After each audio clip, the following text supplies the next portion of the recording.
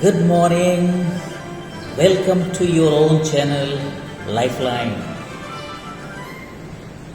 आज एक छोटी सी कहानी सुनाता हूँ पहले। मेरे अपने शहर में एक छोटा सा रेस्टोरेंट बना। लोग कहने लगे कि वहाँ बहुत अच्छा खाना मिलता है। तो कभी कभी मैं वहाँ चला जाता था। एक दिन सुबह नाश्ता करने गया तो देखा कि काफ़ी भीड़ है। खैर कुछ देर बाद मुझे जगह मिल गई। अगले दिन फिर वहीं गया नाश्ता करने, कभी लंच करने चला जाता। और मैंने ऑब्जर्व किया कि इन दिनों एक आदमी मुझे वहाँ हमेशा दिखाई देता है।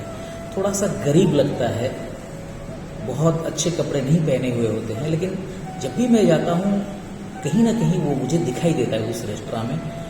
और एक दिन मैंने मार्क किया कि वो बंदा चुपचाप आता है, थोड़ा सहमे सहमे से, और फिर आके खाना खा के चुपचाप निकल जाता है। अगले दिन मैंने उसको ऑब्जर्व किया, he was not paying the bill, वो पैसे नहीं दे रहे थे। तो मुझे थोड़ा अटपटा लगा। और इसके बाद जब एक्चुअली काफ़ी दिनों मैं वहाँ पे खाना खा रहा था, because I didn't cook for many days. तो अगले दिन से मैंने जब उसको ऑब्जर्व किया तो देखा कि हाँ, वो चुपके चुपके आता है और सबके साथ खाना खा के निकल लेता है बंदा। मैंने सोचा कि अरे कोई इसको देख नहीं रहा होगा, लेकिन मेरी नज़रों से तो नहीं बचा। ऐसा करते हैं कि होटल मालिक को बताते हैं इसके बारे में। So what I did, one day after I had my meal, मैं जो मालिक बैठा हुआ था उसके पास गया और बोला कि भाई साहब, आपको एक बात बताना चाहता हूँ। तो बोले बताइए। तो मैंने बोला कि एक आदमी आपके यहाँ आके चुपके चुपके खाना खा के निकल लेता है, ये मुझे लगता है, आप एक बार सीसीटीवी चेक करिएगा। तो उन्होंने हंस दिया, हंस के बोला कि ऐसे ऐसे है बंदा, उसका डिस्क्रिप्शन देके। तो मैंने बोला हाँ बिल्कुल यही बंदा है। तो बोला कि भाई साहब कोई बात नहीं, एक आदमी खाना खा रहा है तो खाने दीजिए। मैंने कहा आपका तो नुकसान हो रहा है ना, आप तो बिजनेसमैन हो। तो बोले कि भाई साहब मेरे होटल में आप भीड़ देखते हैं, किसी और होटल में विद इन दिस विसिनिटी इतना भीड़ नहीं होता है। और जानते हैं आप, ये भीड़ उसी के कारण है। मैंने कहा क्या? बोले हाँ, ये आदमी गली के उस नुक्कड़ पे बैठने वाला भिखारी है, जो आते जाते लोगों से पैसे मांगते हैं और उससे उसका गुजारा होता नहीं है। तो जब मैंने पहले होटल खोला था तब जो है मेरी होटल उतनी चल नहीं रही थी। फिर एक दिन ये आके मुझे बोला कि सर खाना खिलाएंगे। मैंने कहा चल खा ले। तो उसको बिठा के खाना खिलाया और उस दिन के बाद से मेरी होटल में भीड़ बढ़ती गई और मेरा कमाई दुगुना तिगुना हो गया। और ये आदमी इसके आगे आके कभी मुझसे खाना नहीं मांगा। हालांकि हम देखते रहते हैं कि ये चुपके चुपके आता है और सबके साथ मिलके खाना खा के चुपके चुपके निकल लेता है। तो मेरी ये सोच है, वो दुकानदार कह रहे थे कि मेरी ये सोच है कि वो ज़रूर वहाँ बैठे बैठे दिन भर यही प्रार्थना करता होगा कि इस होटल को बहुत सारे पैसे दो और यहाँ पे हमेशा कस्टमर की भीड़ लगी रहे, ताकि मैं जाके खाना खा सकूँ। और भाई साहब मेरा ये मानना है कि वो बंदा जो प्रार्थना करता था, उसी के प्रार्थना के चलते मेरी दुकान बहुत अच्छी चल रही है और मेरी यहाँ भीड़ हमेशा लगी रहती है, मेरी कमाई बढ़ रही है। तो एक आदमी खाए कोई बात नहीं। मैं एक बिजनेसमैन के मुंह से ये बात सुन के दंग रह गया। और सच मानिए तो मेरी सोच ही बदल गई। You know, we come across some people who tell us lot of things which are out of the box. कुछ अलग बोलते हैं ऐसे लोग, और उसको ध्यान से सोचेंगे सुनेंगे तो अपनी लाइफ फिलोसॉफी बन जाती है। तब जाके मुझे लगा कि अगर हम आज ऐसे हैं तो केवल इसलिए नहीं कि मैंने कुछ अच्छे कर्म किए होंगे या मैं प्रार्थना करता हूँ कि मैं खुश रहूँ या अच्छा रहूँ। मुझे लगता है मेरे लिए कोई और भी है जो प्रार्थना करते हैं, और तभी मैं इतना अच्छा हूँ। If you are getting my point. तब मैं फर्स्ट सोचा कि वो कौन हो सकता है जो मेरे लिए प्रार्थना करता होगा। सबसे पहले मुझे लगा मेरी माँ मेरे लिए प्रार्थना करती होगी। Yes, all the parents in this world pray for the children. वो हमेशा अपने बच्चों के लिए आमृत्यु जिंदगी के आखिरी दिन तक ये प्रार्थना करते हैं कि हे ईश्वर, मेरे बच्चों को अच्छा रखना, उन्हें तकलीफ नहीं देना। तो मुझे लगता है कि अपने माता पिता के प्रार्थना की वजह से हम इतने अच्छे हैं। और फिर अपने बच्चे, क्योंकि उन्होंने हमारी बदौलत इस दुनिया में आए हैं, तो वो भी प्रार्थना करते होंगे हमारे माता पिता को स्वस्थ रखना। तो दोस्तों, ये कहानी अगर अच्छा लगे तो आज से मेरी गुजारिश आपसे भी यही होगा कि केवल अपने बच्चों के लिए और अपने माता पिता के लिए नहीं, दुनिया के उन सभी अच्छे लोगों के लिए प्रार्थना करिए ताकि वो खुश रहे। और आप देखेंगे, जब मैंने शुरू किया and I have experienced it my self, तभी मैं शेयर कर रहा हूँ। मैंने जब से ये कहानी सुनी या जानी, ये बिजनेसमैन से मुझे जो ये लाइफ फिलोसॉफी मिला, हिज लॉजिकल रीजनिंग, मैं भी सबके लिए प्रार्थना करता हूँ, अपने बच्चों के लिए, अपनी माँ के लिए, और फिर मेरे तमाम जान पहचान के वो लोग जो लोग अच्छे हैं, और इनफैक्ट पूरे विश्व के लिए। वसुधाय कुटुंबकम हमारे संस्कृति में है। तो in self grooming what we take up is we try to train ourselves. हम अपने आप को ट्रेन करते हैं। कैसे? हम वो चीज जान के वो प्रैक्टिस करते हैं, अपना सोच बदलने की कोशिश करते हैं जो हमें अच्छा रखता है या हमारे अपनों को अच्छा रखता है, और ये सोच ही लाइफ फिलोसॉफी है। So when as educated persons we come across very good thoughts, we must adopt those thoughts into ourselves as our life philosophy. तब जाके हम बहुत अच्छा जिंदगी जी सकते हैं, और वही सेल्फ ग्रूमिंग का वेरी विजन है। Thank you for watching. एक हमने वीडियो कलेक्ट किया आप लोगों के लिए इसी के संदर्भ में, प्लीज वॉच। और घर पे अंकल आंटी जी कैसे हैं? कैसे ही होंगे यार, पापा दी नौकरी चली गई है, छुट्टी कह के भेजा सी, वापस बुलाया ही नहीं। चल छड़, अमृतसर कैसा है?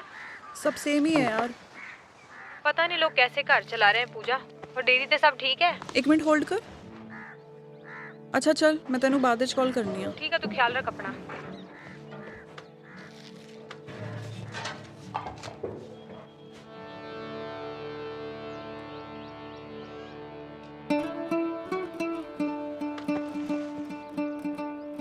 पूजा मिल्क सेंटर को वर्कर्स की ज़रूरत है। अगर आप किसी को जानते हैं जिसकी हाल ही में नौकरी गई हो तो हमसे मिलने जरूर भेजें। दीदी, दीदी, एक मिनट आना। की होया? क्या की है? कहाँ जरूरत है हमें वर्कर्स की? 3 ही नहीं संभल रहे हैं पहले। पापा की कहते सी बब्बू भूल गया? कुछ ऐसा बड़ा काम करो कि दुकान छोटी पै जाए। अरे दीदी, लेकिन उनका मतलब कस्टमर से था। तू खोया खा। उस्ताद जी, खोया बढ़िया बना है। थैंक यू दीदी।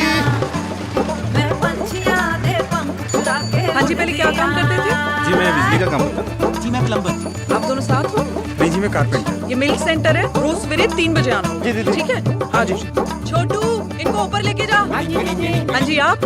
दीदी वो नौकरी के बारे में पढ़ा था। आ जाओ जी, आ जाओ। 3 बजे। चलो भाई ऊपर चलो। उस्ताद जी, ये सब आपके हवाले। लेकिन दीदी यहाँ इतने आदमी करेंगे क्या? वो करा लेंगे कुछ। ओ दीदी, हाँ जी भैया, क्या चाहिए? क्या चाहिए? ओए तू कौन है? जी मैं टिड्डा, न्यू मैनेजर। आप कौन? मैं कौन? दस तेनू। पाजी एक मिनट। ओ कौन हो आप लोग? वो तेरी क्या हुआ तेरे को? ओए? आप क्या काम करते थे? जी मैं टेलरिंग का काम करता था। अच्छा टेलर बाजी, आप किसी ड्राइवर मैकेनिक को भी जानते हो? हाँ जी। नहीं, मैं कह रहा उनको भी ले आना। ताजी, वन मोर। हेलो आंटी जी, ਤੁਹਾਡਾ ਦਹੀਂ ਤੇ ਆ ਦੱਸੋ ਜੀ ਪਨੀਰ ਕਿੰਨਾ ਕਰਾਂ ਜੀ? एक मिनट बोल वो आ की है ਪਨੀਰ ਆਂਟੀ ਜੀ ਬੜਾ ਚੰਗਾ ਪਨੀਰ ओ नहीं नहीं तू रख अपना पनीर ते रख दही भी मैं कितो होर ले लेनी है अरे आंटी क्वालिटी गिरी है तुम्हारी हाँ मम्मी सॉरी दीदी, वो उस्ताद जी नहीं थे तो नया काम सीखने में थोड़ा टाइम तो लगता है ना। कोई नहीं, आ जाओ। जो रहती अड़क है जी यार जुगनी दुध मलाई खांदी जुगनी बढ़ती बढ़ती जांदी जुगनी पिंड विच सब तो चंगी जुगनी करदे सब सतरंगी जुगनी गड्डी बात चलांदी जुगनी उड़दी उड़दी जांदी। ये लो दीदी पनीर। बढ़िया है, थोड़ा अपने घर ले जाओ। हाँ जी अच्छा मेरे लिए भी बांध दो। ठीक है। मैं अंबर सर्दी गलियां च दिल दा पौधा चुंदी।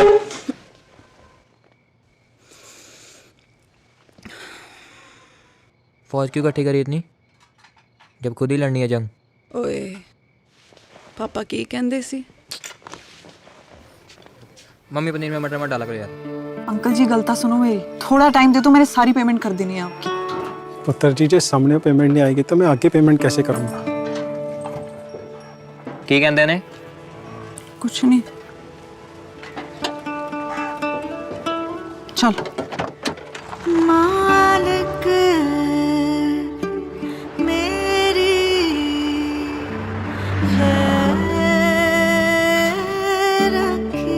भाजी वो दीदी की गाड़ी नहीं दिखाई दी। और निकल गई तुम्हारी तनख्वाह में, पला जाए गड्डी। क्या ला छेद कर? धीरे दिवाली आने तक ना दिवाला निकल जाएगा हमारा, देख ले। एक्स्ट्रा लोगों को निकालना होगा यार। वो इनकी भी तो दिवाली है यार।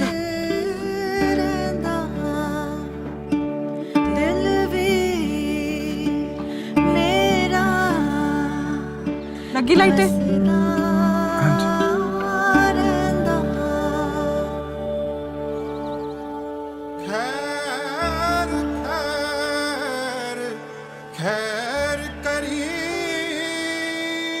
आजा बब्बू, स्माइल कर दे बेबी। चलो ना यार। जीती रहे पुत्र जीती रहे। पूजा दीदी वेरी गुड। वो देखो देखो पूजा पूजा। हाय पूजा। ओ क्या हो गया सबको? पता नहीं क्या हो गया यहाँ पे? चोरी तो नहीं होगी? फटाफट ओ, हेलो क्या हो रहा है ये? उस्ताद जी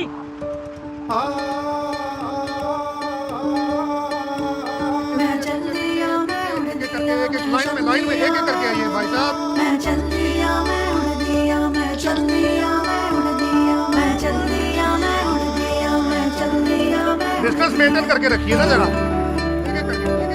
साइड में भाई साहब, साइड में पीछे पीछे पीछे। ये सारे लोग। दीदी वो आप हमारी फेसबुक फ्रेंड नहीं है ना, इसलिए शायद आपको पता नहीं लगा। आया जी आया। ये है पूजा मिल्क सेंटर, गुरु बाजार में एक छोटी जी दुकान। इसको चलाती भी एक छोटी जी लड़की है, फिर भी हम सब उनको दीदी कहते हैं। जानते हो क्यों? क्योंकि जब सारी दुनिया लोगों को नौकरी से निकाल रही थी तो उन्होंने हमको नौकरी दी। दुकान में इतने बंदों की ज़रूरत नहीं थी, फिर भी उन्होंने हमको काम दिया। यहाँ तक कि हमारा पेट भरने के लिए उन्होंने अपनी गड्डी भी बेच दी। सिर्फ एक बड़ी बहन ही आपको इतनी हिम्मत और हौसला दे सकती है। आप सब भी यहाँ पर आइए, उन्हें हिम्मत दीजिए और उनका हौसला बढ़ाइए। पूजा मिल्क सेंटर, याद रखना। दीदी सच में छोटी पैगी दुकान। मैं चल दिया मैं बढ़ दिया कुछ कर दिया चल दिया। दिल खोल के तो देखो, दुनिया खुल जाए। Welcome back. From all of us here in Lifeline, we wish you a very happy and relaxing Sunday and a very good week ahead. खुशियाँ बटोरें, खुशियाँ बिखेरें। All the best.